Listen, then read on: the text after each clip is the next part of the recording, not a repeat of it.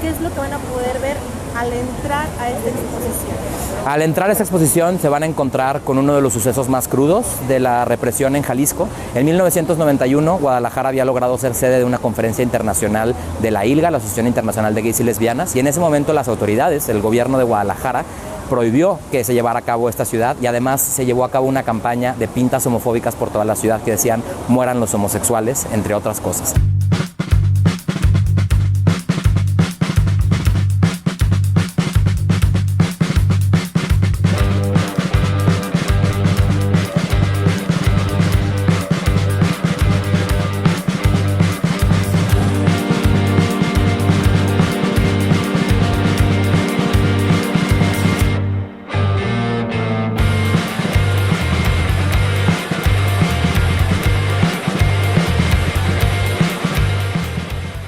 Pues las personas de la diversidad sexual hemos existido siempre, ¿no? En un montón de registros de otras civilizaciones, ¿no? O de momentos de la historia mucho más antiguos.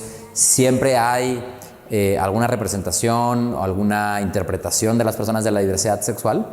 Sin embargo, en nuestra sociedad moderna y contemporánea hubo un momento donde se empezó a normar, ¿no? De forma mucho más agresiva las normas de género, ¿no? La heterosexualidad, ser cisgénero, ¿no? De repente pensamos que la conquista por los derechos es lineal, ¿no? Y que entonces venimos de un pasado siempre oscuro y damos pasitos siempre hacia adelante. Y eso no es así, ¿no? Si analizamos realmente como el curso de la historia, ha habido otros momentos antes de hoy donde quizá el contexto era muy diferente, ¿no? Particularmente, por ejemplo, si hablamos de los años 20, ¿no? Ciudades como Berlín, diferentes ciudades en Estados Unidos, ¿no? Inclusive en México había una representación de la diversidad sexual distinta, ¿no? Pero se hablaba de las personas de la diversidad sexual, particularmente en Berlín era ¿no? Una ciudad muy abierta. Y por ejemplo en Estados Unidos, ¿no? En México es difícil contar esa historia porque no tenemos tanto registro como en Estados Unidos, pero si analizamos la historia de Estados Unidos, después de la crisis de 1929, la Gran Depresión, ¿no? Donde el país entra en una crisis económica muy cruda, viene siempre una necesidad de los políticos de generar cohesión entre la gente, ¿no? Donde cuando el momento es tan convulso, ¿no? La gente necesita un enemigo común o algo en lo que creer, ¿no? Y es ahí donde surge de repente el populismo, ¿no? Y en Estados Unidos, en ese momento, se empezó a esparcir un discurso de que la Gran Depresión, esta crisis económica, era resultado del libertinaje de los años 20. Y en ese libertinaje de los años 20 estaba considerado las personas de la diversidad sexual, ¿no? Hay muchos registros de que hubiera bares, de que hubiera casas de té, de que hubiera espacios donde las personas de la diversidad sexual socializaban, y justamente la prohibición del alcohol en Estados Unidos va de la mano con esta política del terror, ¿no? Y de empezar a construir enemigos en ciertos sectores de la población. Y vemos cómo justo en esos años, ¿no? Después de la Gran Depresión, pues vino la Segunda Guerra Mundial. Durante la Segunda Guerra Mundial en Alemania, los homosexuales fue un grupo como directamente atacado. Hubo campos de concentración, hablamos mucho del holocausto judío, pero hubo también un holocausto homosexual, bueno, una persecución, un asesinato masivo de personas homosexuales. Y en Estados Unidos, por ejemplo, en los años 40, justo después de la Segunda Guerra Mundial, hubo un caso que es muy identificado donde despidieron a todas las personas que trabajaban en el servicio público de Estados Unidos que eran abiertamente homosexuales, ¿no? Durante los 30s y 40s había muchas personas en el servicio público estadounidense abiertamente homosexuales y en ese momento los despidieron, ¿no? Entonces vemos cómo los años 40, 50, 60 fueron años donde se empezó a instaurar una narrativa moralista, ¿no? de una forma correcta de ser ciudadano, ¿no? Que era muy limitante en cuanto a las libertades individuales. Y en México, pues eso tuvo muchísimo eco, ¿no? Justamente en los años 50 y 60 vemos episodios como cuando le pusieron ropa a la Diana Cazadora, ¿no? Hubo también cierre de lugares que se conocían para esparcimiento de la diversidad, ¿no? En estos años se reencrudece esta política en contra de las libertades, y entonces a partir de ahí es que surgen o empiezan a surgir los movimientos de contestación que hoy denominamos o que hoy podemos perseguir como una línea cronológica hasta el día de hoy. Jalisco, y para nosotros es muy importante que se reconozca que la lucha por los derechos de la diversidad sexual forma parte de la identidad de Jalisco y que es momento de que estas historias se cuenten y que podamos ver al pasado, ver nuestros prejuicios de frente para que eso nos pueda dar una perspectiva de futuro. Ahí están las mismas. Al acto de visibilidad, ¿no?, que vemos que surge en el 82 y que empiezan a organizarse, se encrudece la reacción del conservadurismo para tratar de evitar que Guadalajara se hiciera homosexual, ¿no?, que era lo que ellos pensaban que iba a pasar. Eso definitivamente terminó por lapidar esa primera organización, no solo porque la represión fue muy dura, sino porque apareció la pandemia de VIH. Entonces mi hija me dijo, entonces, ¿no crees que eso serviría de aliciente para la gente que piensa que no puede, por lo que sea, por orientación, por discapacidad, por ser de pueblo, por ser mujer? ¿No te parece que es como, güey, yo pude, tú puedes? Y yo, fue cuando te dije, dale. Durante los 70s en México empiezan a surgir algunas organizaciones como Grupo Lambda, como Grupo Oikaibet, como el FAR, el Frente de Acción Homosexual Revolucionaria. Y estas organizaciones en los 70s empiezan a buscar incidir con los partidos de izquierda, ¿no? Entonces en 1978 hay como esta irrupción de las personas de la diversidad sexual en dos eventos que eran muy importantes para la izquierda mexicana. Uno es el aniversario de la Revolución Cubana y el otro es justamente la conmemoración de los 10 años de la matanza de Tlatelolco. El 2 de octubre de 1978, en esa marcha conmemorativa, surge un contingente o aparece un contingente de personas que explícitamente hablaban de un alto a la represión hacia homosexuales, ¿no? Eso incide o tiene eco para que en 1982 el Partido de la Revolución de los Trabajadores, que postuló a Rosario Ibarra de Piedra a la presidencia de México como la primera mujer candidata a la presidencia de México, abra espacios en la planilla de diputados a candidatos abiertamente homosexuales. Se abren algunos espacios, entre ellos hay una candidatura acá en Guadalajara que la toma Pedro Preciado. Pedro Preciado es el fundador, junto con otras personas como Jorge Romero y Jorge Villalpando, de El GOL, el Grupo de Orgullo Homosexual de Liberación, la primera organización abiertamente homosexual tapatía. Esta organización la fundan en 1981 y en 1982 Pedro se convierte en candidato a diputado federal con el Partido de la Revolución de los Trabajadores y él lo cuenta como una decisión que tomaron, no porque en ese momento necesariamente pensaran en un activismo electoral o pensara que efectivamente iba a ser diputado, sino porque ser candidato le daba una protección, ¿no? La protección, las garantías que se habían instaurado en México a partir de la ley Lope, la ley de procesos electorales que se aprobó en el 78, daba de alguna forma fuero o protección a las personas candidatas para garantizar la imparcialidad en las contiendas electorales. Y entonces ellos vieron en esa oportunidad una tregua con la policía para poder hablar de la homosexualidad en el espacio público. Pero es una cosa que no me sorprende, ¿no? Sabemos en México cómo se violan los derechos humanos, los derechos constitucionales, los derechos civiles. Tenemos toda una tradición de violación de los derechos de los ciudadanos, ¿no? Y esta es una muestra más del recalcitrante machismo que existe en nuestro país, el atraso cultural, político y legislativo que existe y que se hace expresión en forma máxima en el estado de Jalisco. Claro que sí, mi nombre es María Dolores López Jara, me gusta que me digan Lolis, soy diputada local por el Distrito 17 de Jalisco. Cuéntanos un poquito tu trayectoria, ¿qué te llevó a ser diputada?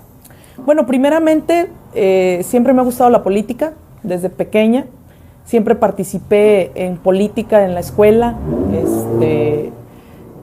Fui muy inquieta en este sentido. Empiezo ya de manera formal en el 2007 como la primera titular del Instituto Municipal de las Mujeres en Jocotepec, mi municipio. Estuve 2 administraciones en este cargo. Después justamente me profesionalicé en el tema de género y fungí como asesora externa de varios municipios justamente para la creación de este tipo de instancias, así como toda su reglamentación, nuevamente, pero sin dejar pues la parte política, actora política. En el 2015 nuevamente participo dentro de de una campaña, repito como titular de la instancia ya del Instituto para la Igualdad Sustantiva. ¿Y cómo has enfrentado o qué ha significado para ti vencer todas esas barreras, ¿no? Ya lo mencionaba, soy mujer, soy de pueblo, soy lesbiana y soy diputada. En tu trayectoria política, ¿qué significan esas barreras para una mujer lesbiana que hace política? Todas. Pero creo que hay algo indispensable de mencionar, que es justamente el trabajo. El trabajo, la convicción y la visión. Yo siempre, y poco hablo de mi vida personal, aunque no la oculto, pero nunca he salido pues con una bandera que no sea las políticas públicas encaminadas al beneficio de las personas. Siempre mi objetivo ha sido la humanización de la política, el cuidado en el quehacer público y la garantía y protección de los derechos, especialmente de las mujeres y niñas. Entonces, más allá de mi postura personal o de vida, que también quiero ser congruente, sí he tomado pues ciertas banderas con las que no me he movido y ese ha sido como mi motor. Uno de los primeros espacios donde las personas de la diversidad sexual se empezaron a hacer visibles fue justamente el Parque Revolución, el Parque Rojo, como lo conocemos hoy, y ahí la policía de forma constante hacía redadas, detenía a las personas, ¿no? A lo largo de la Avenida Juárez pues, había pues, un acoso policial y social hacia las personas de la diversidad sexual, y entonces con esta candidatura ellos buscaban pues, hacerse visibles para exigir un alto a la represión, ¿no? Aún, o a pesar de ser candidato, en el proceso de esa candidatura, Pedro, junto con otros 5 hombres, fue detenido en un café sobre la Avenida Juárez porque el dueño del café consideraba que los homosexuales daban mala imagen a su café y pues los echaron para la calle y la policía se los llevó detenidos, ¿no?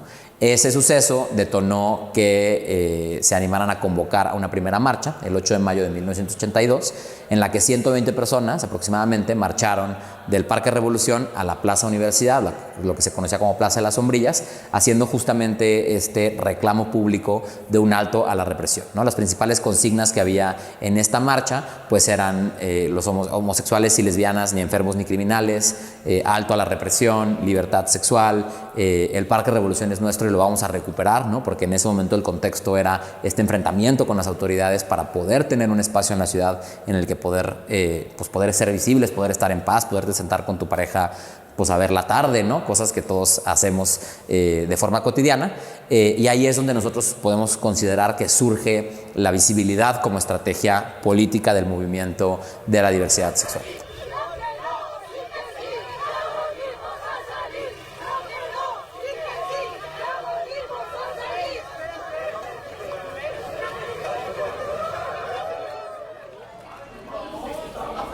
Ay, sí traía los cubrebocas.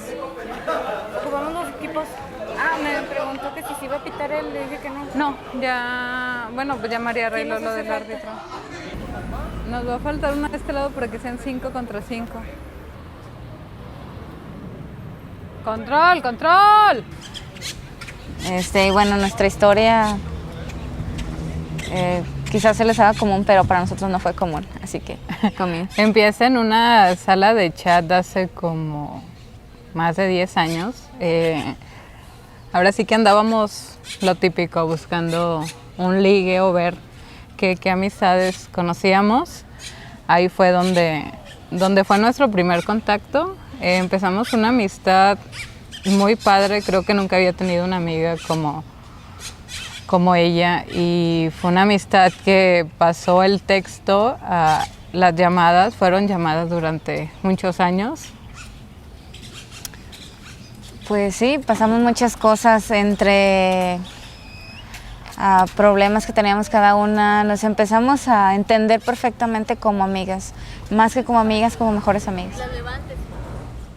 Bien, Nancy, motívalas para que vayan por más. Venga, Brenda, venga. 11. No se hagan bolas. Bien. Ábrela. Hola. Excelente.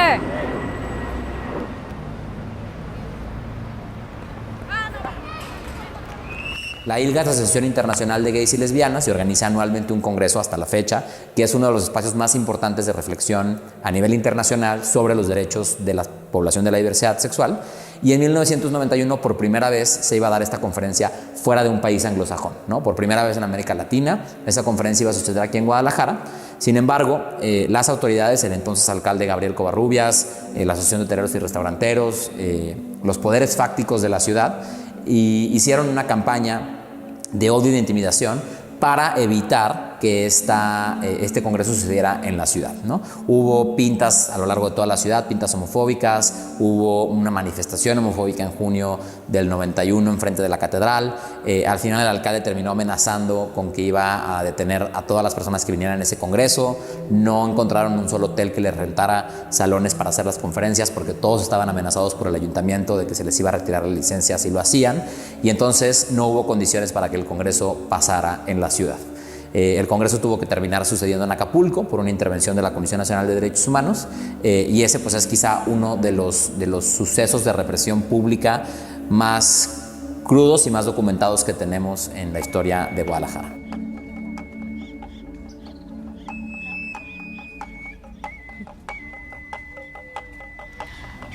Pero era lógico que había una química más allá de... básicamente cuando ella me contaba de sus parejas, yo como que me enojaba y le decía que mejor luego le marcaba o luego hablábamos. Yo creo que ella como que yo todavía no le gustaba, pero estaba en el intento de... pasaron realmente muchos años hasta que decidimos conocernos. No vivíamos tan lejos, vivíamos como a 2 horas y media. Yo vivía en Guadalajara y ella vivía en un municipio que se llama San Miguel el Alto.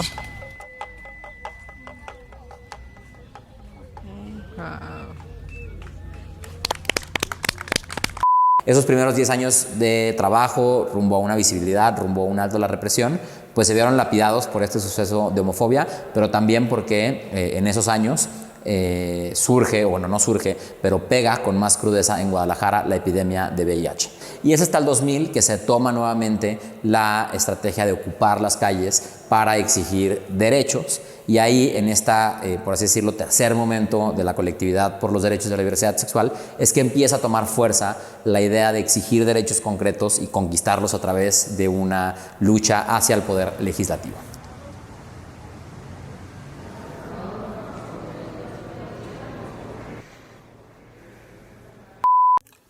Sí, bueno, la coyuntura en ese momento no era la más adecuada. Veníamos de 3 gobiernos del PAN, ¿no? Con una influencia muy fuerte marcada por el cardenal Juan Sandoval, en el que él intervenía mucho, opinaba mucho en el tema. Y no es que en Jalisco hubiera una sociedad conservadora, más bien era que éramos gobernados por los conservadores y que había actores políticos, en este caso la Iglesia Católica, con un peso muy fuerte, específico en torno al tema de la agenda de las libertades. No únicamente estoy hablando de esta agenda, sino toda la agenda de las libertades que tiene que ver con una agenda que teníamos en el PRD, que siempre tuvimos en el PRD y que, bueno, yo como un hombre de izquierda decidimos seguir esta agenda porque yo siempre he creído que los cambios no son de 0 a 100. Aunque a los sectores más liberales no les gusten ni a los conservadores, siempre los cambios son graduales. Y cerramos esta parte con el logo de Guadalajara Gay Games 2023, porque en contraste a lo que pasó en el 91, hoy desde el gobierno de Jalisco abrazamos un proyecto de un evento internacional como el que no pudo suceder hace 30 años. Entonces, 30 años después, reparamos el daño con los Gay Games.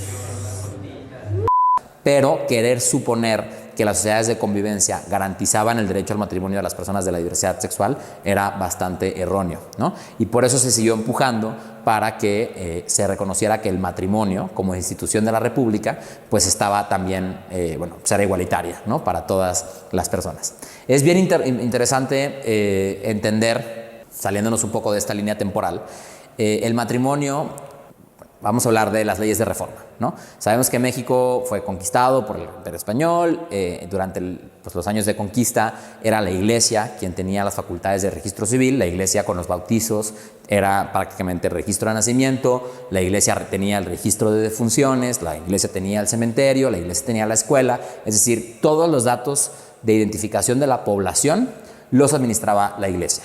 Cuando se da la independencia en 1810, eso sigue quedando en manos de la Iglesia, ¿no? Es hasta que Benito Juárez promulga las leyes de reforma que se da este paso rumbo a la soberanía nacional, ¿no? Que es generar instituciones civiles de la República y no de la Iglesia, ¿no? Y entre esas instituciones civiles de la República estaba el matrimonio. En la redacción de la ley de matrimonio, de las leyes de reforma, promulgada por Benito Juárez, dice que el matrimonio es la unión de dos personas. No dice que es entre un hombre y una mujer, ¿no? Como lo explicaba al principio, hubo un momento de la historia donde esa narrativa o esa redacción de el matrimonio es la unión de dos personas que deciden unir su vida en familia, la transformaron a es entre un hombre y una mujer, con el fin específico de excluir a algunas de este derecho, ¿no? Y esa lucha de la que estamos hablando ahora, pues justamente solo buscó revertir esa acción de exclusión que en algún momento se dio, ¿no? Entonces, al final, uno de los argumentos en la discusión rumbo al matrimonio igualitario tenía que ver con que permitir a la Iglesia o a ciertas instituciones opinar sobre una redacción legislativa de una institución de la República era justamente atentar con el espíritu de la República Mexicana que logramos de alguna forma conquistar en el periodo juarista, ¿no? Esa soberanía o ese acto pues jurídico, civil, ¿no? que fortaleció al Estado mexicano, ¿no? El hecho de que una institución como el Congreso de Jalisco se estuviera resistiendo a eso, pues ponía en duda su propia legitimidad, ¿no? Cómo un poder de la República puede estar atentando contra su propia soberanía, ¿no? Al permitir esta incidencia moral sobre algo que es meramente civil. Lo que no se admite es que se comparen con el matrimonio, que quieran tener una institución igual al matrimonio, que es según la naturaleza del hombre y la mujer y según la revelación cristiana. El matrimonio es de un hombre con una mujer, lo demás es cosa desviada. En un momento determinado decidimos conocernos en persona y ver quién era esa amiga con la que siempre habíamos compartido muchas cosas. Platicamos un día antes por teléfono y pues decidimos vernos al día siguiente. Fue demasiado rápido, pero muy bonito. Había un nerviosismo impresionante, yo creo que por parte de las dos. Yo estaba en la central temblando, esperándola y decía, pues ¿por qué me pongo nerviosa si es una amiga como pues, cualquier otra, ¿no? Pero pues sí eran demasiados nervios. Lo primero, pues como tú sabes, desde 2000, desde los 2000, pero sí llegando en el primer gobierno panista por parte de Emilio González, que no es mi afán como hablar mal de la gente, pero sí fue un gobernador que abiertamente, lamentablemente, tuvo un comentario que fue como... Y la frase de la semana se la lleva el gobernador de Jalisco, Emilio González Márquez. Escuche usted lo que dijo durante la inauguración de la segunda Cumbre Iberoamericana de la Familia que organiza la Universidad del Valle de Atemajac. Yo sí, para mí sí, matrimonio sí es un hombre y una mujer, porque ¿qué quieren? Uno es a la antigüita y uno es así. El otro todavía, como dicen, no le he perdido el asquito. Que el matrimonio igualitario, o decía él, como esas personas me dan asquito, ¿no? Y creo que en los 2000 alguien así, ¿no? Que representara, más bien en 2006, perdón, hablando de 2012, que alguien llegara como a un gobierno del Estado que se expresara de esa manera, pues terminó poniendo pues muy mal tanto a la sociedad jalisciense como también el pensar que se puede generalizar de esa manera como el sentir o la forma de ser de una población en general, ¿no? Aunque a los sectores más liberales no les gusten, y a los conservadores siempre los cambios son graduales. Y en eso nosotros presentamos una ley que tenía como objetivo identificar el hogar común, ¿no? Y era la ley de libre convivencia. Este hogar común que nos planteábamos era para otros modelos de familia. Además, favorecía a parejas homosexuales, a parejas del mismo sexo, pero no necesariamente tenía que ser eso, sino hay veces que las personas les toca vivir con alguien. Hay veces que tú decides con quién vivir y ese debe ser un derecho garantizado siempre por las leyes, pero sin embargo hay personas que les toca vivir con alguien y no pueden otorgarse y recibir derechos, a pesar de que tengan la condición de vivir con esas personas y no tener una relación consanguínea o, en este caso, el matrimonio, pues al final de cuentas seguimos teniendo leyes injustas. Entonces la libre convivencia viene a darle otro giro al asunto de la discusión que se tenía que dar en Jalisco. La libre convivencia era discutida en los cafés, en las comidas, en las sobremesas familiares, en las misas, ¿no? En las iglesias se discutía, criticaban mucho al diputado que lo presentó en ese tiempo, que claro que era yo, y eso llevó a que se pudiera dar una discusión, primero así, o sea, a la ligera, sin mucho conocimiento, pero luego esto abonó a que la gente empezara a conocer. En 2009 se da ya por fin, se reconoce en el Distrito Federal el matrimonio como un derecho para todas las personas, incluidas las personas de la diversidad sexual.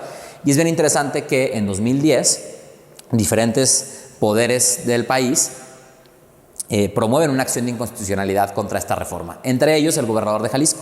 El gobernador de Jalisco en ese momento, Emilio González Márquez, promovió una acción de inconstitucionalidad argumentando que el matrimonio igualitario era inconstitucional, ¿no?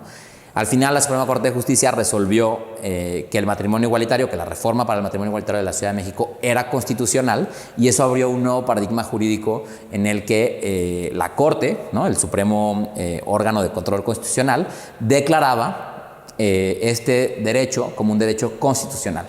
Y entonces, por ende, era posible argumentar o exigir ese derecho desde otros estados. Ahí empieza todo un trabajo de incidencia jurídica en todo el país, donde personas empiezan a promover amparos para decir, la Corte ya reconoció que este es un derecho constitucional, ¿por qué aquí en mi registro civil no me quieren casar?, ¿no? Esa lucha por los amparos en Jalisco tuvo eco en 2013, cuando se aprobó el primer amparo en el que Marta y Zaira lograron casarse, siendo la primera pareja homosexual en casarse. Los conservadores cometían un error muy fuerte, ¿no?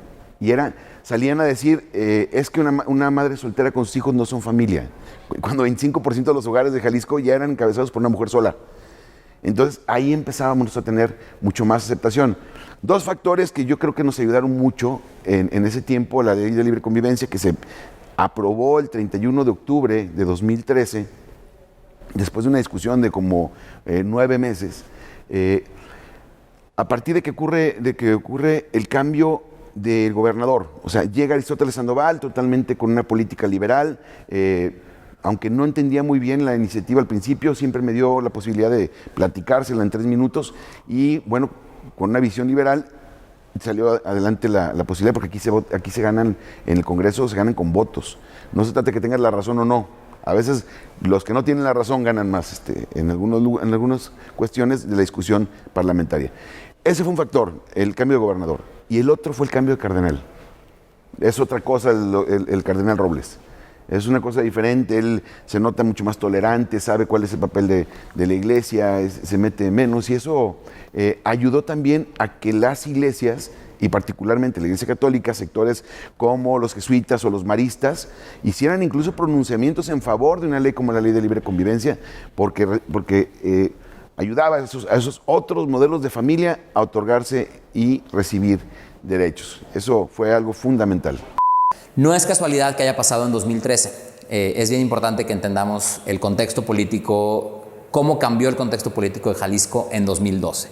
Tenemos que tener muy claro que esta garantía de derechos que hoy estamos por fin viendo materializada es resultado de la lucha de muchísimas personas por muchísimos años, pero también de la pluralidad democrática a la que hemos llegado en Jalisco en los últimos años. Es un tema más político, ¿no? Y que a pesar de que sí ha habido ya matrimonios igualitarios, porque eso ha sido por decretos del Poder Ejecutivo, desde que llegó, por ejemplo, Aristóteles a la gobernatura, tengo entendido que ya presidencias municipales desde la gobernatura y los actuales gobiernos también, el actual gobierno del estado que está ahorita al frente del gobernador Alfaro y otros presidentes municipales, sí ha habido la voluntad, ¿no? Y también especialmente de los que son los oficiales que están a cargo de los registros civiles, ¿no? De que cuando la gente llega, pues ya por decreto sí podían llevar a cabo su matrimonio, pero no había voluntad de mover el Código Civil. En 2013, justamente en este nuevo contexto de pluralidad, el Congreso da un paso importante, que es aprobar la Ley de Libre Convivencia para el Estado de Jalisco, que había sido una iniciativa del PRD. Se da este primer amparo, ¿no? Y entonces empieza a haber luces de que las cosas iban cambiando. Después, en 2015, en la elección intermedia de ese periodo, Enrique Alfaro gana como alcalde de Guadalajara, pero además su partido, Movimiento Ciudadano, gana la mayoría de los ayuntamientos de la zona metropolitana, mientras el estado era gobernado por un gobernador del PRI, ¿no? Esta pluralidad democrática, repito, hizo un contexto de una competencia positiva entre estas fuerzas políticas hacia una agenda de derechos humanos, ¿no? Tanto desde el Ayuntamiento de Guadalajara como desde el gobierno del Estado se fue avanzando y se fue cambiando la narrativa que se tenía sobre las personas de la diversidad sexual. Gente muy comprometida, como Luis Guzmán, por ejemplo, o como Cobian, que de veras con ellos tuve siempre comunicación y entraban muy bien al tema. Pero también las universidades. O sea, yo puedo decir claramente que investigadores y maestros del ITESO fueron parte fundamental para entrarle a los debates. En aquel tiempo vivía todavía José Antonio Fernández y había este programa famosísimo, ¿no? del foro que él hacía los domingos, y invitaban a todos los sectores y dejamos, yo recuerdo esa vez muy bien cómo era José Antonio Fernández, decía, aguas porque vienen muchos, te van a poner una arrastrada en el debate. Y si vamos a la Constitución, el número 4 del artículo constitucional dice: el varón y la mujer son iguales ante la ley. La ley debe proteger la organización y el desarrollo de la familia. Adjetivar el tema o tratarlo como un tabú, el tema de la homosexualidad, que es un asunto que históricamente existe, que es una realidad que se tiene que atender. Le preguntamos a la gente si estaban de acuerdo o en desacuerdo con legislar para que parejas homosexuales tuvieran la posibilidad de casarse. En tal forma de que no sé yo por qué algunos creen que discriminamos diciendo palabras tradicionales sobre el individuo que llamamos normal.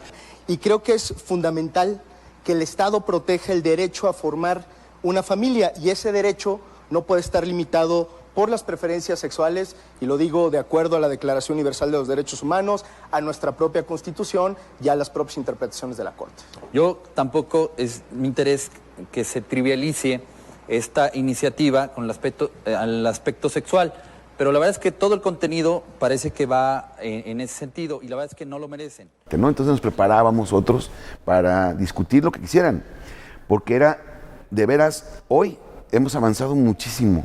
En aquel tiempo era satanizado, totalmente deseñalado. Había mucho más fanatismo en que en estos momentos.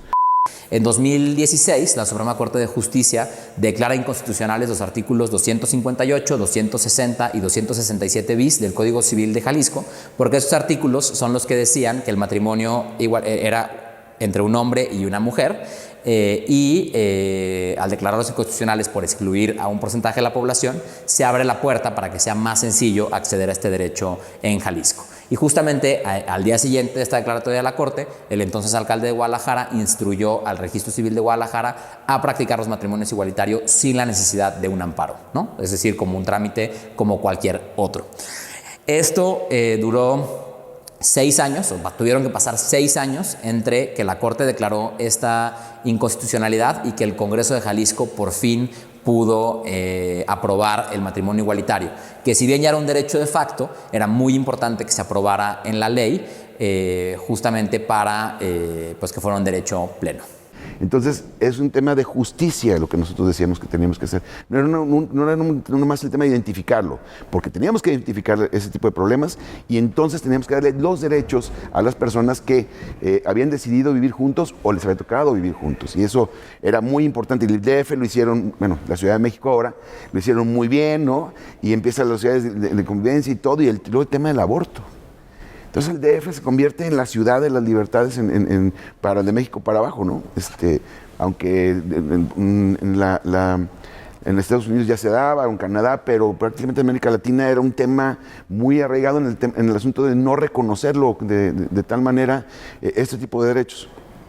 Y Y creo que ahí le entró muy bien todas las organizaciones, las personas de la diversidad. Le entraron muy bien en el gobierno personas que se la jugaron a decir, va, ¿no? Le entraron muy bien personas como te digo, sectores como los jesuitas o los maristas, que sacaron artículos importantes, pero también las mejores plumas de Jalisco, y te puedo hablar de Diego Petersen, te puedo hablar de Sofía Orozco, te puedo hablar de Jaime García Elías, te puedo hablar de muchos, del mismo Enrique Toussaint, de muchos que salieron a decir, nadie te va a quitar nada. En Jalisco, la lucha por el matrimonio igualitario empezó a la par que en la Ciudad de México, ¿no? Conforme se iban avanzando en esos derechos en la Ciudad de México, eso tenía un eco local, ¿no? A partir de la aprobación del matrimonio igualitario en la Ciudad de México en 2009, cientos de parejas homosexuales de Jalisco viajaron a la Ciudad de México para hacer valer su derecho, para casarse, y entonces regresaban con un acta de matrimonio completamente válida y ponían en jaque a otras instituciones locales, ¿no? Que dudaban si reconocerles ese derecho, si la pensión, si el seguro, si, ¿no? Empezó toda esa pues sí, jugarreta jurídica para pues fracturar estas instituciones que estaban herméticamente cerradas al reconocimiento de derechos humanos. No te van a quitar un solo derecho, pero hay personas que no lo tienen reconocidos y se los queremos reconocer. Y eso fue un gran movimiento. Y mira, me acuerdo y me pongo contento cómo avanzó la ley de libre convivencia. Yo era presidente de la mesa directiva, estaba sentado ahí cuando contamos los votos y teníamos mayoría, y iban pasando los votos y contando uno por uno, y tuvimos la mayoría para poder aprobar una ley en Jalisco, ¿no? Que todo el mundo nos volteaba a ver como el lugar donde había más conservadores, y la verdad es que no fue así. Se demostró que en Jalisco tenemos un estado gobernado por conservadores, pero que tenemos una ciudad muy, muy abierta, y la verdad es que eso siempre fue un asunto muy reconfortante para los que creemos en la libertad y la igualdad, ¿no? Eso fue un avance que yo creo que sin la libre convivencia, lo voy a decir así, con todo respeto, pero sin la libre convivencia muy difícilmente hubiéramos avanzado rápido el tema de matrimonio igualitario, si no dábamos ese debate, esa batalla para poder que se discutieran los temas. Entonces, que el Congreso diera este paso político de reconocer que no somos ciudadanos de segunda, que merecemos los mismos derechos, no solo beneficia a aquellas parejas que necesitan la seguridad jurídica que brinda el matrimonio, sino beneficia a la sociedad en general, porque manda un mensaje de libertad y de inclusión y de dignidad que protege a veces a las más pequeñas contra riesgos a la salud mental. Por eso y por muchas otras cosas era que nosotros presionábamos. Y digo nosotros desde la Dirección de Diversidad Sexual, pero también las personas de la diversidad sexual, las organizaciones, el activismo, ¿no? Para que el Congreso diera ese paso que se nos había negado por muchísimo tiempo. Se presentaron muchísimas iniciativas a lo largo de todas las legislaturas para aprobar el matrimonio igualitario, pero nunca se había logrado que esa iniciativa trascendiera las comisiones. Y eso fue lo que fue muy interesante que sucedió en abril del 2022. Y claro que reconocerle a Aristóteles que salga, que marche, una persona comprometida con las causas liberales, fue algo muy interesante, pero sí no era decir ya ganamos todo, no, dimos un paso muy importante, fundamental hacia la igualdad, pero nos faltaba el tema del matrimonio. En ese momento, esos actos públicos de participación en esta clase de manifestaciones marcaron la pauta para que se fuera cambiando la narrativa pública. También en 2017, Aristóteles Sandoval se convirtió en el primer gobernador del país en asistir a una marcha de la diversidad sexual, cortando el listón del Guadalajara Pride, ¿no? Entonces también 2017 fue un año en el que hubo un cambio de tuerca importante en la narrativa política que justamente generó las condiciones para que en 2022 se pudiera haber dado este paso en el Congreso de Jalisco. Sí ha habido la voluntad, ¿no? Y también especialmente de los que son los oficiales que están a cargo de los registros civiles, ¿no?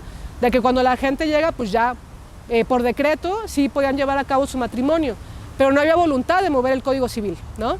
Y entonces eso creo que sí es simbólico y sí es importante. Hablando un poco de las compañeras de Angels Pride, de Lid y de todas ellas, por ejemplo, nos platicaban que intentaron hacer como prueba, ir a preguntar en San Miguel el Alto si las podían llevar a cabo como su matrimonio, ¿no? Ellas como lesbianas, y que les dijeron que no, incluso les sacaron el Código Civil y les dijeron, mira, como todavía no está reformado en la ley, no te puedo casar, ¿no? Y entonces, por eso la relevancia de que más allá de algo simbólico, que realmente no, o sea, si ya teniendo eso, Ya las personas, y es importante que la gente lo sepa, ahí sí, que lo anoten bien, si ya van a un registro civil, nadie les puede decir ya eso. O sea, en el estado de Jalisco no. ¿Dónde? ¿Por allá? Fondo a la derecha. Gracias.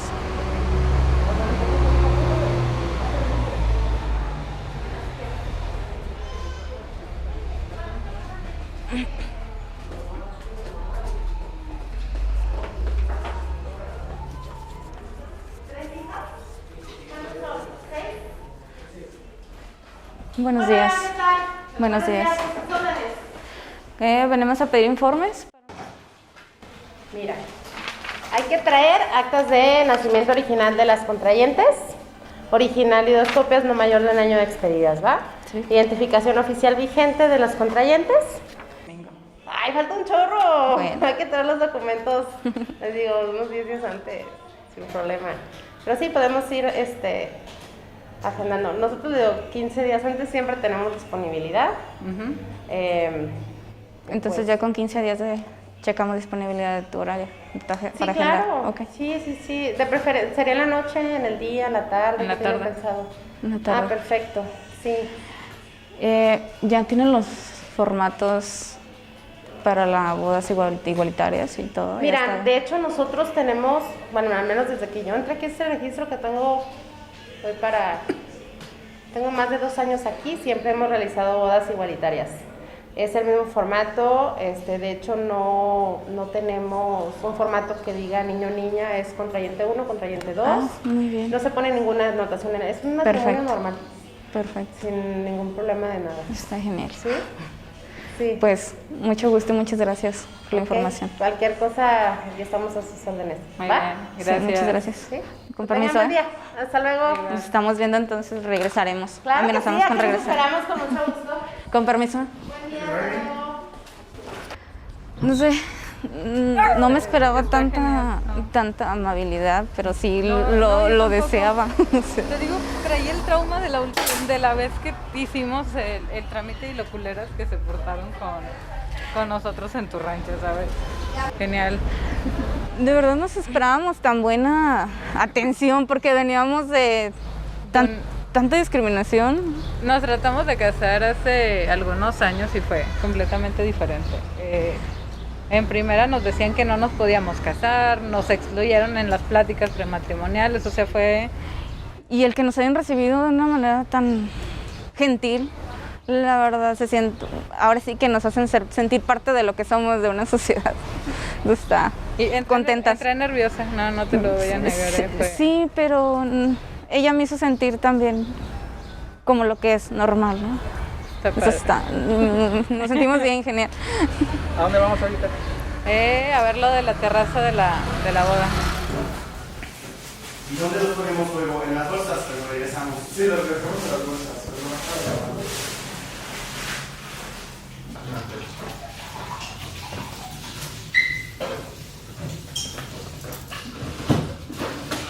Mira, tibia, es así. ¿Te parece bien? Perfectísimo.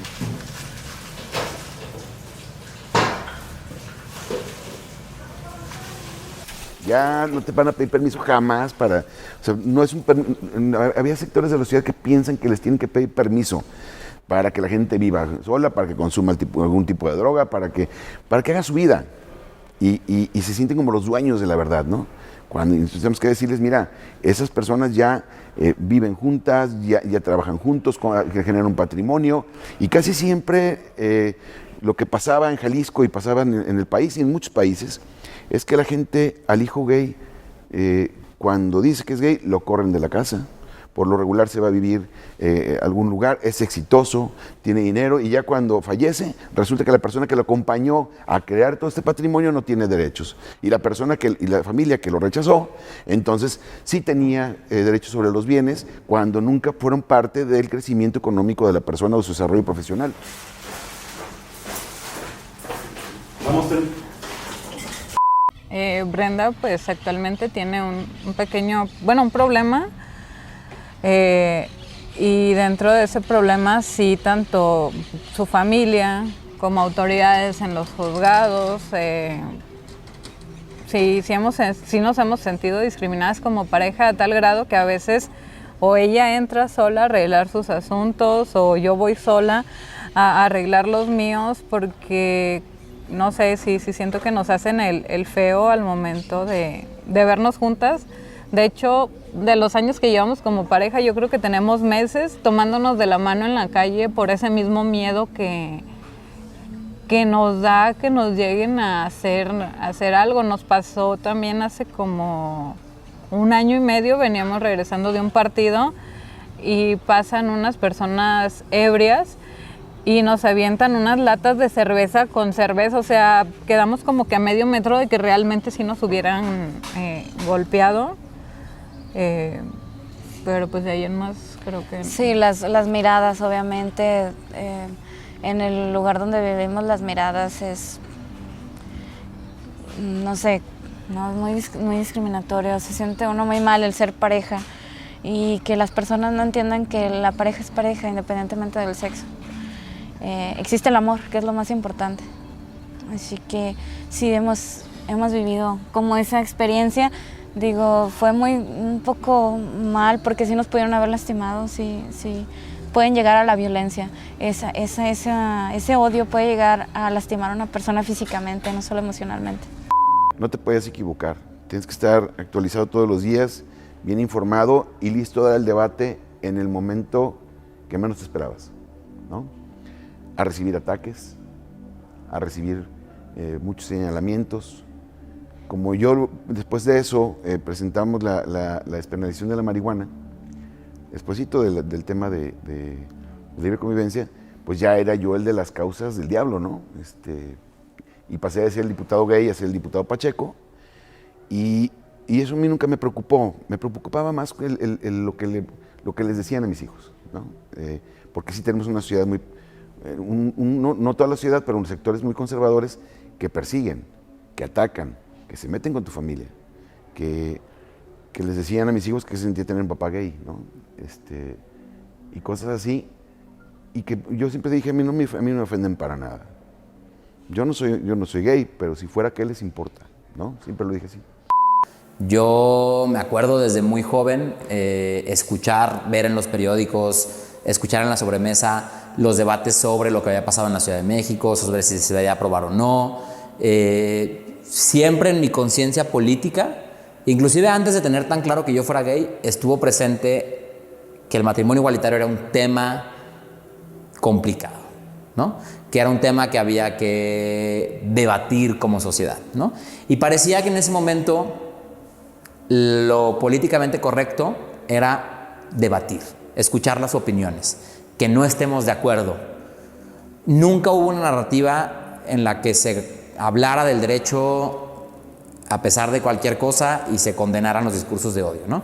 Siempre hubo esta idea de, pues hay que discutirlo, hay que ver, hay que reflexionar. No sé si México está listo, no sé si como sociedad estamos listos, ¿no? Todos estos discursos, pues que a mí de más joven me confundían mucho, ¿no? O sea, sí me cuestionaba como, ¿por qué tenemos que estar discutiendo esto de esta forma? Recuerdo muy bien escuchar una vez a mi mamá y a mi abuela en el teléfono comentar una noticia sobre el matrimonio igualitario, ¿no? Y ponerlo en duda, ¿no? Y yo ver y decir, chin, entonces cuando le diga a mi mamá que yo soy gay, ¿qué va a pensar, no? Si está, pues, discutiendo o cuestionando si se debería o no aprobar el matrimonio igualitario, ¿no? Ese es el nivel o ese es el impacto que tienen estas discusiones públicas, ¿no? No solo es algo estrictamente jurídico, ¿no? Verlo en el periódico, verlo en la portada, ver las marchas, ¿no? Ver a las personas que quieres, tíos, tías, amigos de tus papás o amigos con sus papás, ir a las marchas del Frente Nacional por la Familia y decir, bueno, pero es que estas señoras llevan una onda y cuando vamos a su casa nos trata chido, ¿no? Como, ¿por qué están ahí, no? O sea, esta forma en la que se disfraza un discurso de odio con amor, ¿no? La defensa de la familia, la defensa de los valores, ¿no? Y gente buena va a estas convocatorias, pues confundidas, ¿no? Buscando generar odio, ¿no? Y pues crecer en medio de todo eso, sin duda, a mí me costó mucho trabajo salir del closet, principalmente por eso. Pues bueno, dijimos, vamos animándonos a ya meter la agenda, ¿no? Entonces, iniciando el año, vámonos, regresando de las fiestas decembrinas, nos planteamos dos cosas. Eran las dos iniciativas, tanto de matrimonio igualitario como de provisión de terapias de conversión, reconociendo que ya había diputaciones que las habían presentado en otras legislaturas, ¿no? Que más allá de lo que sus partidos en general opinaban, como diputaciones sí se animaron a presentar esas iniciativas, ¿no? Y en ese caso hablo de la legislatura 62, Sofía García del PRI presentó matrimonio igualitario y Chava Caro, que era el coordinador de bancada de MC, presentó la de terapias de conversión, ¿no? Eso fue en la legislatura 62. Nosotras decíamos, pues también para no decir como, yo llegué y el hilo negro, pues están estas iniciativas congeladas, pues qué onda, qué pasó, ¿no? Si se supone que tenían mayoría, que lo podían empujar, que se supone que también, yo creo que la sociedad jalisciense está como con otro mood, está como más abierta a esta agenda en específico, porque, insisto, en todas las familias tenemos pues diversidad, ¿no? Y creo que es mejor abrazarla y la gente ya como que prefiere abrazar a sus hijos, a sus hijas, nietos, nietas, ¿no? En lugar de abandonarles, ¿no? Esto está fresco, ¿no? Ya se puede pisar, ¿no?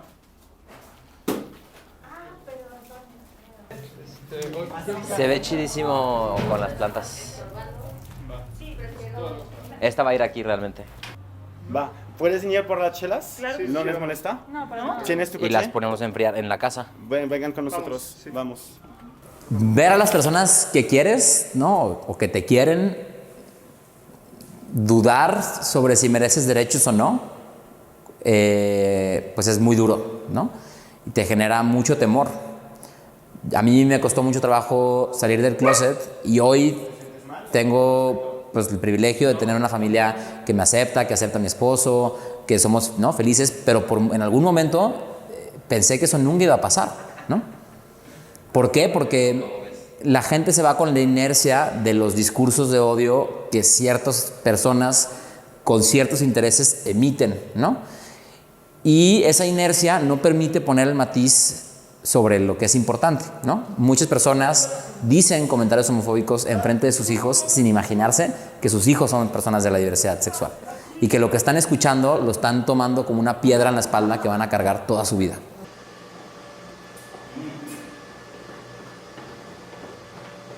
Qué emoción.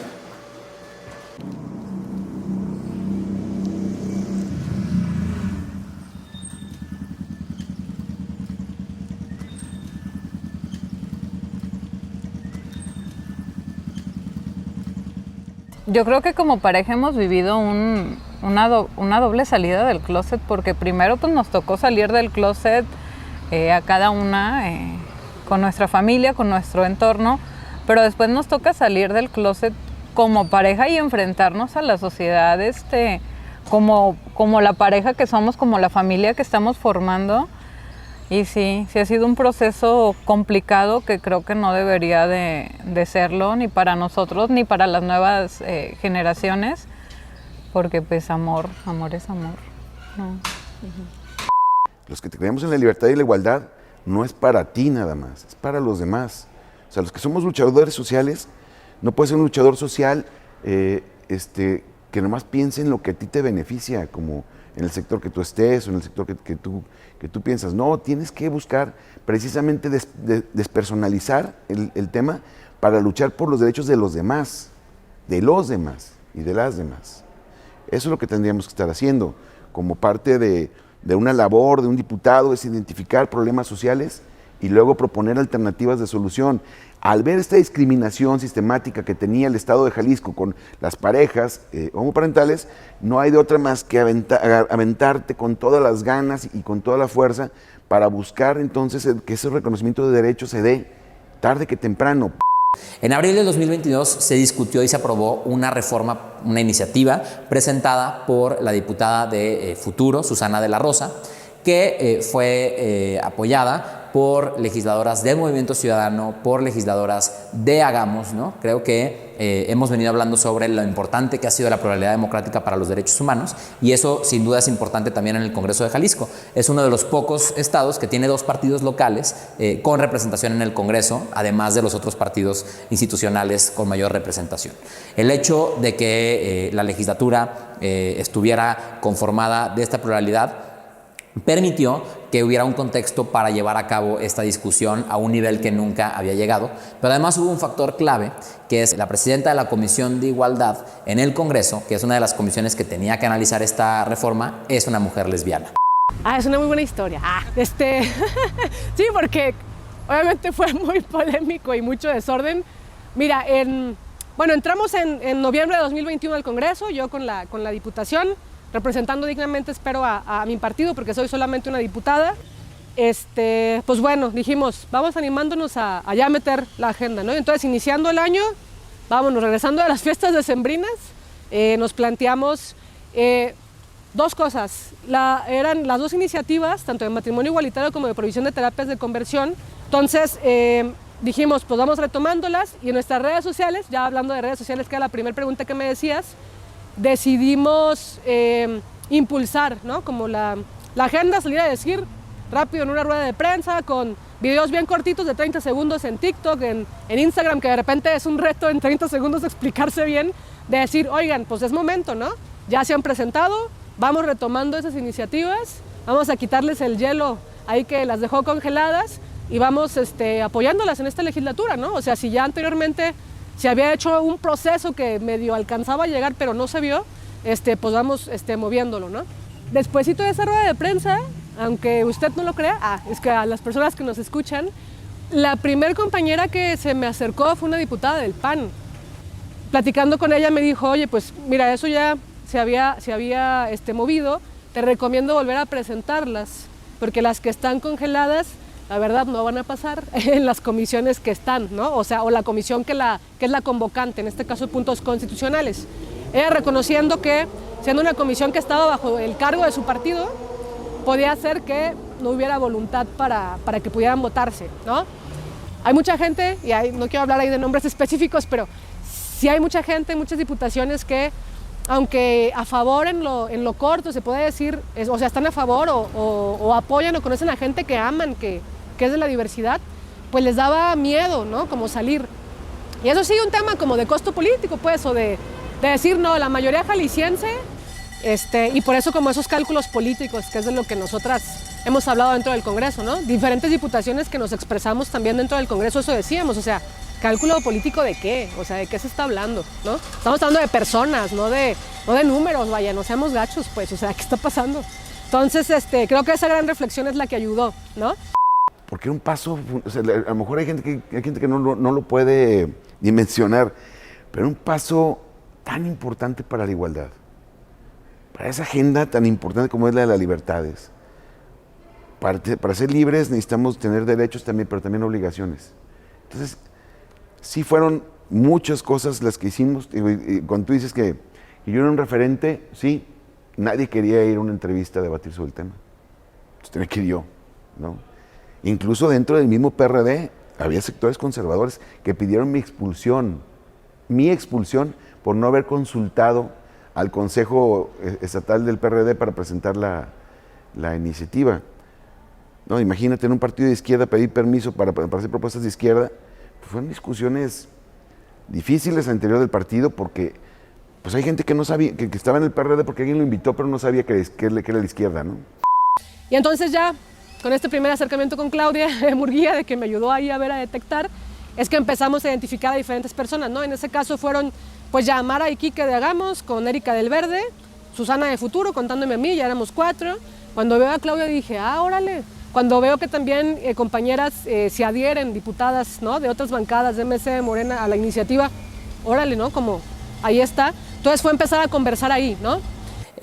Por la mañana, aproximadamente a las 12 del día, se dio la sesión de comisiones conjuntas en la que 3 comisiones del Congreso aprobaron el dictamen de la iniciativa presentada por Susana y se pasaría al Pleno ese día en la tarde. Fue una jornada muy larga en la que además hubo para algunos escenarios de violencia por parte de grupos conservadores. Agredieron a alguna diputada, le jalaron el pelo, ¿no? Estuvieron afuera de la oficina de Susana pues arrancando banderas, aventando piedras, ¿no? Hubo un contexto de mucha tensión, de mucha violencia por parte de grupos antiderechos, pero también hubo una celebración de las personas de la diversidad sexual que estuvieron todo el día hasta las 3 de la mañana afuera del Congreso, bailando, bogueando, ¿no?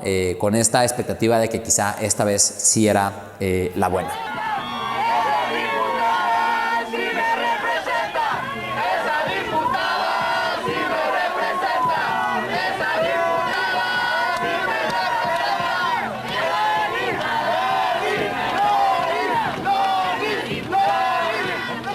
A lo largo del proceso se tuvo que decidir que la votación se hiciera por cédula, justamente por la violencia que se estaba viviendo, la tensión que estaban generando grupos antiderechos.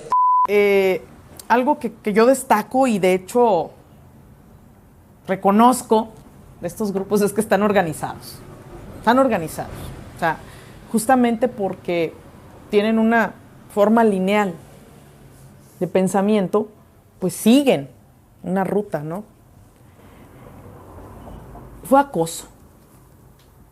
Cientos de mensajes en todas mis redes sociales, cientos de mensajes en mi correo, tanto personal como institucional, a mi teléfono, mensajes, pero con una narrativa, o sea, violatoria a cualquier persona, cualquier dignidad de, oye, ve por la familia. Estoy viendo por las familias. No nos traiciones. ¿A quién estoy traicionando? ¿A los derechos de las personas? Incluso hubo quien me dijera, no apoyes a esos deformados sexuales. Lloré por los rincones porque removí una serie de vivencias personales anteriores y dije, ay, yo creí que ya había pasado esto. Estos juicios, estas formas de hegemonía, de discriminación, de invisibilización. Yo quería que llegaran conmigo, platicar, conversar, debatir. No, daban nombres falsos para pasarse, iban con este tipo de amedrentamientos y amenazas de ya no vamos a votar por ti y voy a convencer a toda la gente que estuvo contigo que estás apoyando la destrucción de la familia.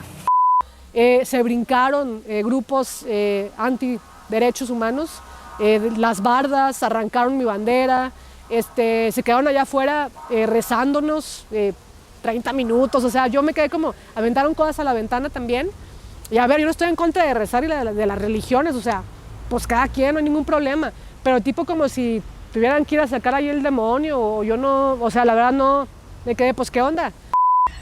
Pero hay que contar el momento chistoso, insisto. El momento chistoso, ok.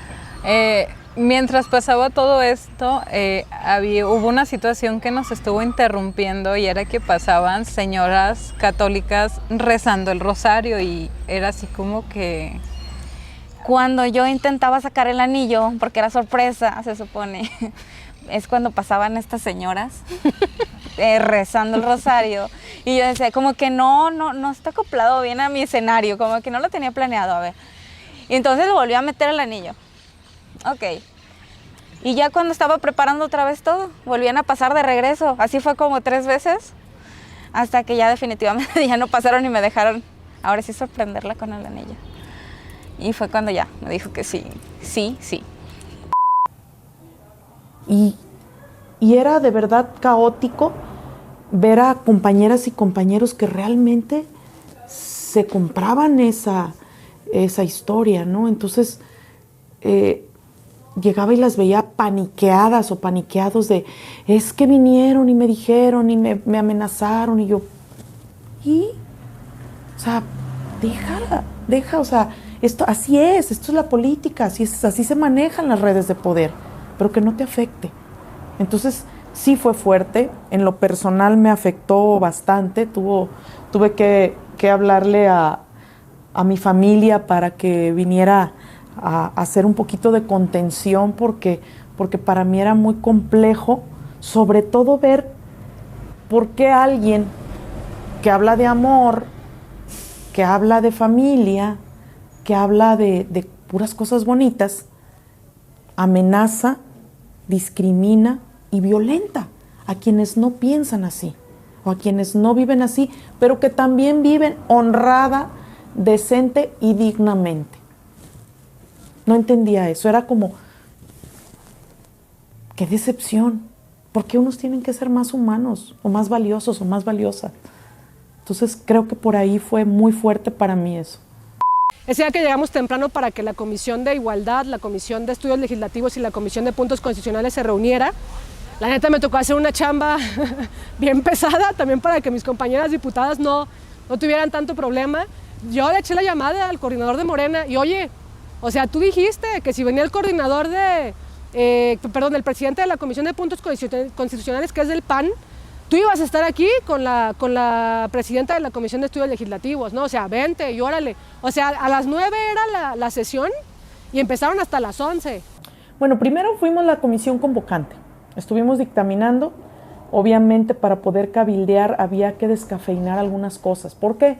Porque, pues bueno, yo estoy de acuerdo con que la negociación tiene que quedar a medias, ¿no? Y había cosas que realmente hubieran sido todavía más trascendentales, pero si nos empeñábamos en que salieran, tampoco iba a salir esto. Al final de cuentas, se convoca a la Comisión Conjunta de Puntos Constitucionales, Igualdad Sustantiva y Estudios Legislativos, que fue por donde transitó. Y había una gran resistencia.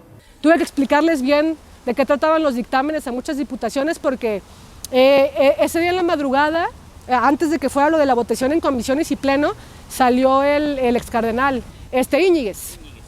Salió con un video, se la pasó, la verdad, diciendo mentiras, o sea, diciendo que iban a pasar cosas que no es cierto que iban a ocurrir, como con muchas dudas, ¿no? Entonces fue a hacer como mucha pedagogía o mucha explicación también de las diputaciones como de, oye, no, a ver, el día de hoy se va a votar este dictamen, te lo prometo, o sea, es un compromiso, esto es lo que va a salir. Entonces fue a moverme con todas y con todos de, esto es lo que va a pasar, por favor, o sea, hazme caso y te lo juro, no se va a votar otra cosa. Ah, bueno, está bien, ¿no? Hasta que logramos redactar de una manera asertiva para el grupo de personas, no estoy hablando colores, pero el grupo de personas que les parecía demasiado transgresor algunas palabras de los artículos, pero que tampoco nos quitaran la esencia. Y en este debate estuvimos la comisión conjunta, o sea, las comisiones conjuntas, íbamos a sesionar a las 9 de la mañana y terminamos sesionando a las 12 del día, en lo que se ponían de acuerdo con que sí, que no, y al final dejar algo que si bien no es todo a lo que aspiramos, pero por lo menos ya avanzamos. Entonces ya cuando las partes estuvimos en un término aceptable, pues ya se llevó a cabo pues las comisiones conjuntas y posteriormente se sube a pleno, donde también fue otro debate. ¿Por qué? Porque había gente convencida de votar a favor. Conversaciones en lo corto, la neta, bien complejas, de debates como de, oye, ¿qué onda? ¿Por qué piensas así? A ver, vamos viendo. Hubo hasta una propuesta que también digo, no quiero decir nombres, pero que fue como, pero es que ¿por qué decirle matrimonio igualitario? Mejor pongámosle casamiento, ¿no? Así como si hubiera personas de primer y segundo nivel, ¿no? O sea, solo cierto tipo de personas, las heterosexuales, pueden llevar un matrimonio y los demás que no tienen que ver con ese mando o operador, ¿no? Que sea casamiento, ¿no? Porque son otra cosa. Entonces es como, pues ¿qué onda? O sea, fueron discusiones hasta de ese tipo que sí estaba como candente, pues, y decir, oye, pues ¿qué onda, no? O sea, ya no estamos en el siglo XIV, XV, pues ¿qué está pasando? No es lo mismo decir, no hace falta ser la causa para defender la causa, que poner, como dices tú, el cuerpo y decir, ¿por qué no? O sea, ¿por qué yo no? No, pero no es personal. No, claro, es personal. Esa fue mi forma de cabildear. O sea, ¿cómo me puedes discriminar a mí? Yo estoy aquí. Soy tu compañera de curul. Soy tu compañera de pleno. Tengo una familia, tengo una relación. tengo una dignidad. Y bajo estos principios, quiero que me veas a los ojos y me digas, ¿por qué yo no? Pago impuestos, soy una persona responsable, soy una mamá responsable. Insisto, ¿por qué yo no? Y esta forma de decirle a la gente de frente a los ojos, estoy proponiendo esto, ¿por qué no quieres? ¿Qué tengo de malo? Dímelo así. Entonces ahí era donde sacabas, pues de alguna manera esta parte humana de no saber qué decir, pero lo pones a pecho, pues. ¿Por qué? Porque eso es humanizarnos. O sea, siente mi causa, soy yo, no le des vueltas por otro lado. Veme, soy yo. Y eres tú, que estás en una silla de ruedas. Y eres tú, indígena. ¿Sí? Eres tú, mujer. Aquí te estoy viendo, estás aquí. No eres un supuesto, estás aquí. No son electores a los que tienes que favorecer, son personas. Entonces, bajo esta lógica fue como yo empecé a abordar sobre todo a la gente más renuente, que al final hubo pues quien estuviera en contra. Pero yo te puedo decir algo. Solamente observé un par de personas que lo hicieron realmente pues por una situación de también convicción, de prejuicio. Las demás fue por miedo a presiones externas. Pero ya cuando lo haces así, cuando tú encaras desde la posición de ser humano a ser humano, estuvo complejo porque no tan fácil te dominan tus prejuicios y al ver a la persona a la cara y al decir, contéstame, porque mi familia debe de valer menos que la tuya. ¿En qué parte de lo que sea, de la ley, de la religión, de la ética, te basas? Pues lamentablemente sí hubo bancadas como de, pues mira, si no va por voto por cédula, que en ese caso fue lo que me pidió el coordinador de Movimiento Ciudadano, pues la neta no te vamos a poder dar los votos suficientes. Más bien se planteó así, ¿no? Porque había como una voluntad a lo mejor de apoyar de 16 votos, ayudar solo con 5 si era pública la votación. Estaban estos grupos atrás, decían, es que yo quiero votar a favor, pero no soporto la presión y no quiero que sepan que voté a favor. Porque si no, me van a acusar con el cura de mi colonia, de mi distrito, de mi municipio, o con el líder fulano, o con sutanito. Y en campaña me hicieron que me comprometiera a no votar esto. Entonces, por eso se hizo cerrada, que también fue otro debate, porque hay gente que está convencida. Sin embargo, esta presión de estos grupos pues sí fueron un obstáculo para abrir el panorama. Entonces dije, pues va, entonces sí lo pido voto por cédula y vámonos. Entonces habíamos hecho ya como un acuerdo entre las bancadas de que eso iba a pasar y entonces no iba a ser necesario que preguntaran qué diputación fue. O sea, nada más era decir, ha llegado como a este pleno la solicitud de una diputada de que se haga voto por cédula y entonces poder pasar a la votación. Y hoy quiero decirles que como yo estoy muy seguro de mis convicciones, lo he hecho público, sentir mi voto ha sido público y lo adelanto en contra de los 3 dictámenes. Le pido también respeto a quien públicamente ha dicho que va a favor, qué bueno que lo manifiesten, que asuman el costo y las consecuencias de sus decisiones. Lo que no se vale es que se escondan nuevamente, e insisto en el voto por cédula. Ahí la verdad, gachamente, el PAN y Morena hicieron un juego que públicamente a lo mejor se pudo haber visto bien, porque según eso defendían el voto abierto, ¿no? Pero no es cierto, en realidad lo que buscaban era detener la votación. 2 diputaciones ahí que pues, no estuvo chido. Pues, ¿quién fue, no? ¿Quién pidió esto? Y yo quiero saber quién y no se vale, bla, bla, bla. Entonces yo levanté la mano en friega. Le pedí un receso a la presidenta de la banca, del Congreso en ese entonces, que era Priscila Franco, y pues le dije a Priscila como, pues vámonos a receso y rápido, ¿no? Porque estaban como haciéndola de tos, insisto, con la intención de detener la votación. O sea, ellos querían que no se votaran esas iniciativas. no era que estuvieran defendiendo la transparencia, ¿no? Eso sí, creo que es importante mencionarlo. Explico por qué hacer esta solicitud.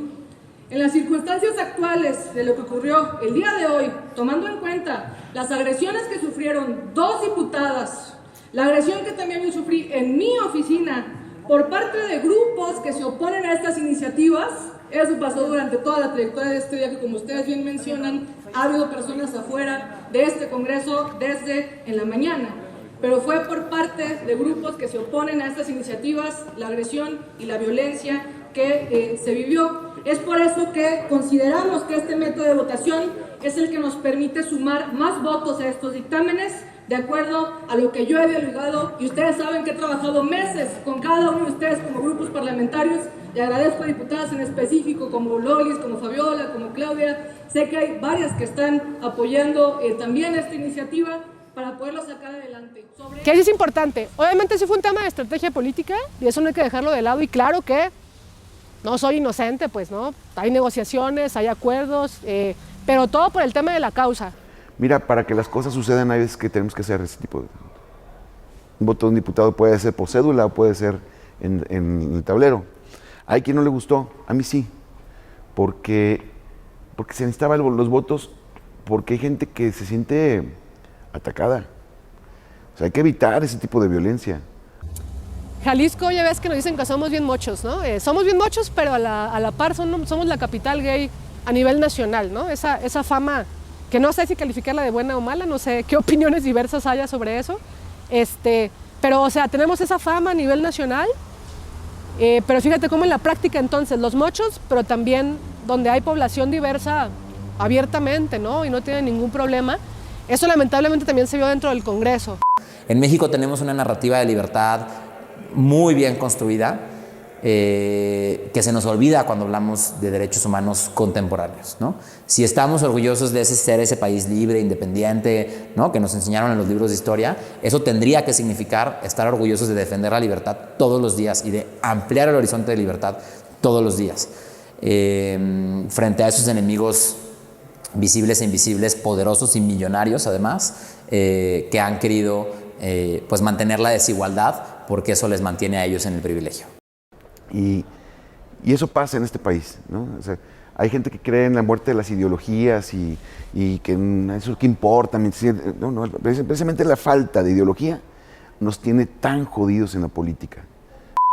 ¿Cuál es el enemigo público de la diversidad? Yo creo que hay muchos, hay diferentes enemigos. Un enemigo muy grande y muy potente es la desinformación. El hecho de que no existe información, de que en ningún momento de nuestras vidas se nos enseñe que las personas podemos ser heterosexuales o podemos ser homosexuales o podemos ser bisexuales, ¿no? O sea, que no haya un entendimiento social de nuestra naturaleza, creo que ese es un enemigo fuerte, ¿no? El hecho de que no exista información accesible, certera, fidedigna que nos permita entender estos fenómenos naturales.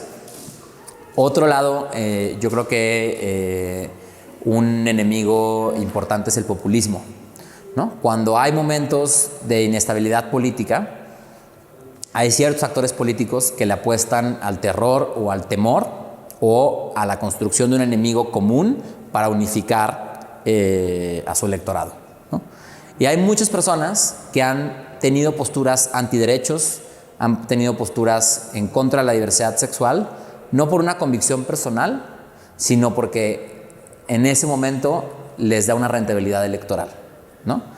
El hecho de que en nuestra democracia hoy todo sea un juego de sumas y restas, donde al final gana el que más votos meta a la urna, sin importar cómo los meta, ¿no? Ha hecho que en ocasiones sea rentable odiar, y entonces por eso haya quienes usan la tribuna más alta, como puede ser un templete en una cierre de campaña o el Congreso o el Palacio de Gobierno, para odiar y para articular a otros a odiar, ¿no? A otros. Muchos le apostaron a que jamás ocurriera. Y yo creo que gracias a algunos que no la hemos jugado en el tema de libertades, y que sí creemos en que somos izquierda y que tenemos el corazón a la izquierda y que nos peleamos y defendemos y nos informamos, pues un día vamos a ganar, todas, ¿no? Pero por lo pronto se ganó el matrimonio igualitario y yo estoy, pues, que no quepo de gay. Hay otras instituciones fácticas para quienes también el temor les es rentable, ¿no? Y pues algunas de esas pueden ser algunas instituciones religiosas, ¿no? Que utilizan justamente ese temor, esa amenaza, ese demonio, ese diablo, ese Satanás, ¿no? Para unificar a sus fieles, ¿no? En una ruta, ¿no? No tendríamos que ser las personas de la diversidad sexual la herramienta de unificación de otros movimientos, ¿no? O de otras instituciones, y sí lo hemos sido. Creo que la cereza del pastel fue el haberme subido a tribuna. Yo llevaba un escrito que habíamos preparado y que estando ahí sencillamente dije no. Y hablé desde todo lo que tenía. Sí, yo hablo de humanizar la política y no ver el electorado. Ver seres humanos, no de primera ni de segunda. Ver seres humanos a quien podemos llegar a convencer con lo que somos, no con nuestro discurso. No sé qué legado quieran dejar ustedes. Yo, aquí está mi hija, y nada más quiero dejarle un legado. Eso, hija, se llama congruencia. Y quiero decirles que ni mi amor, ni mi familia es menos digna que la tuya o la tuya. Somos iguales. Y voy a terminar con algo que escribiste y lo voy a leer literal. No sé de dónde es la cita, pero lo voy a leer. Así que si estoy perdiendo un pedazo de mí, tal vez no quiero el cielo. Muchas gracias. Esta participación tuvo eco a nivel nacional, pero sobre todo en mi familia. Estaba distanciada de alguien muy cercano y un día después nos encontramos. Me lo enseña y me dice, se los compartí con mucho orgullo a todos mis contactos. Me abraza, llora y me dice, discúlpame porque a veces hay cosas que no entendemos. Híjole, valió la pena todo. A favor, a favor, a favor, a favor, a favor. Es cuanto, diputada.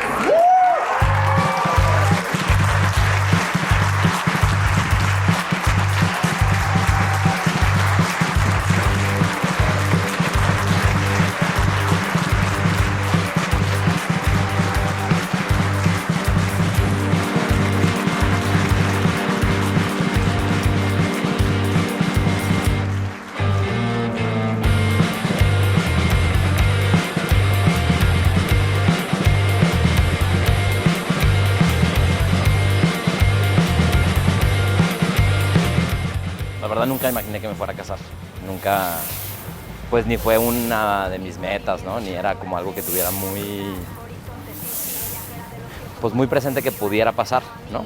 Y justo, pues después de tanto tiempo de incidir para que se aprobara como tal, pues se siente bonito como poder decir, yo también puedo, y que sea sencillo hacerlo y que no sea un escándalo. Eso está chido. ¿Es para qué? Yo creo que todos estábamos de que si nos van a ayudar en este aspecto, vamos a ser felices, ¿no? Sí.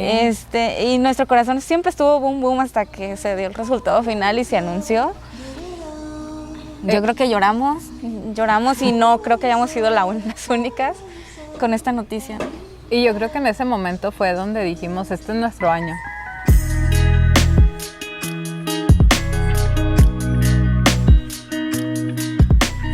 Colores LGBT, una banderita.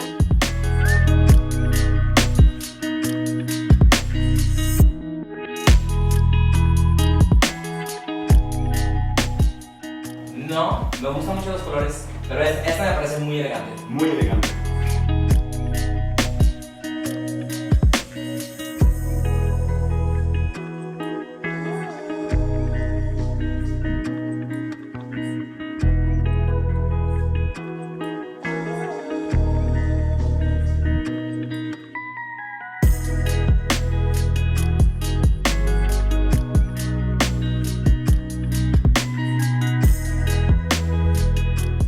Pues al final las bodas, más allá de lo que implica jurídicamente o de la unión que hace entre personas, es también un momento de compartir con quienes queremos, ¿no?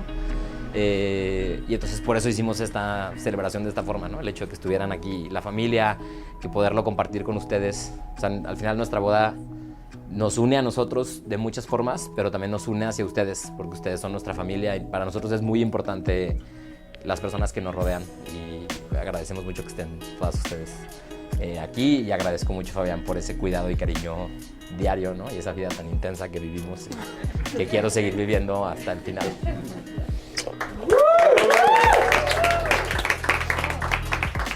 Hay que saber siempre perdonar de corazón, hay que dar vuelta a la página y procurar pues no volver a equivocarnos o a cometer ese error que nos llevó a una situación incómoda con nuestra pareja, ¿sale? Sí. Y obviamente, el más importante, el amor, ese amor tan bonito que se respira y que se siente el día de hoy, pues que no se pierda. Ahí el Principito entendió que todo el tiempo que le dedicó a su Rosa, que todo el tiempo que estuvo con ella, la hizo única, porque él estaba dispuesto a morir por esa Rosa, a pesar de que había miles en el universo. Y hoy, Andrés, Fabián, les entrego su Rosa, para que la cuiden. Fabián, aquí está tu Rosa. Andrés, aquí está tu Rosa. Cuídenla, riéguenla, síganle dedicando tiempo, pónganle su biombo, háganla crecer. De ustedes depende si esa rosa se marchita o si esa rosa sigue dando sus frutos. Muchas felicidades, muchachos. Les queremos muchísimo. ¿Va?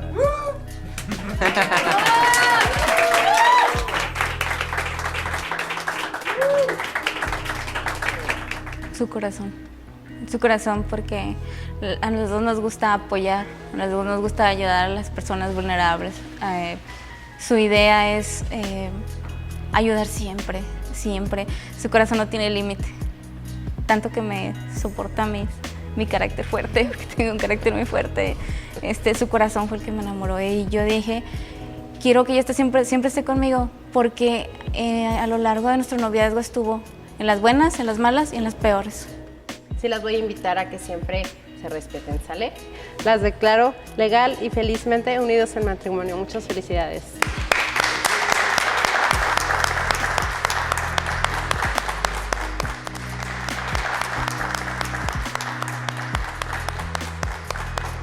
Declaro a Fabián y Andrés como casados.